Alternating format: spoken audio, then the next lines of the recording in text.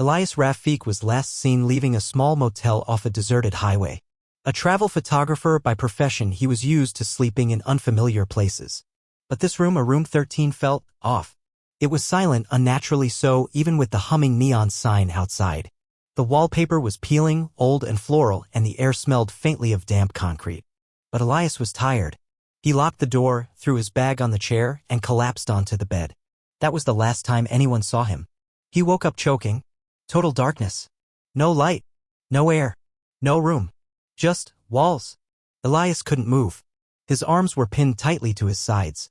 His legs too. He tried to scream, but his mouth was full dirt, plaster, maybe even dust from decaying wood. He coughed violently, spitting out pieces of something dry and grainy. Claustrophobia hit hard. Where the hell am I? He panicked, trying to push his limbs outward, but the space was too tight. The walls pressed against him like a coffin made of concrete and insulation. Then came the first noise. A faint tapping. Not from inside. From the other side of the wall. Someone was out there. He tried to yell, this time managing to force out a weak, hoarse sound, help. The tapping stopped. Then a voice, female, soft, but distorted like it was underwater. You woke up too early. He froze. Who's there? He croaked. Silence. Then the scraping began. Something sharp dragged across the other side of the wall. Long, deliberate.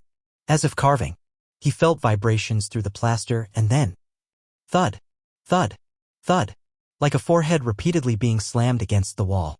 He began to hyperventilate, the air thinning around him. He realized something even worse. He wasn't lying flat. He was upright inside the wall, buried vertically like a support beam. His body sealed inside like he was part of the structure. Time passed. Could have been minutes or hours. No way to tell. Then the voice came again, closer. You took her room. He felt a cold rush of air, not physically but inside his mind, like something crawling through his skull. She lived in the walls. You sleep in her space now. So she sleeps in yours. Suddenly images flooded his mind. Not memories, visions. A girl, no older than 12, screaming as two people, maybe her parents, sealed her into the wall during a renovation. Her nails bleeding as she clawed day after day. Her final breath. Her open, dead eyes watching forever from inside. Elias screamed. He beat his head backward, felt splinters jab into his scalp. His fingers scraped against something, not wall, but flesh. Soft. Cold. Another body. There was someone or something buried with him. And it was moving. Let me out, he roared, thrashing with what little movement he had left. From beyond the wall came a knock. 3 times. Then silence. Then cracking. The wall to his left split open, light flooding in from a small hole.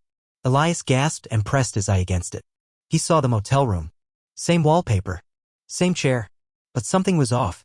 The bed was made and someone was lying on it. It was him. Sleeping. Breathing. He blinked in disbelief. The version of him in the room sat up slowly. Turned its head. And smiled. But it wasn't his smile. It was hers. The being in his body stood, stretched, and walked to the mirror, admiring the new vessel. Then, almost sensing him watching, it turned to the wall and whispered.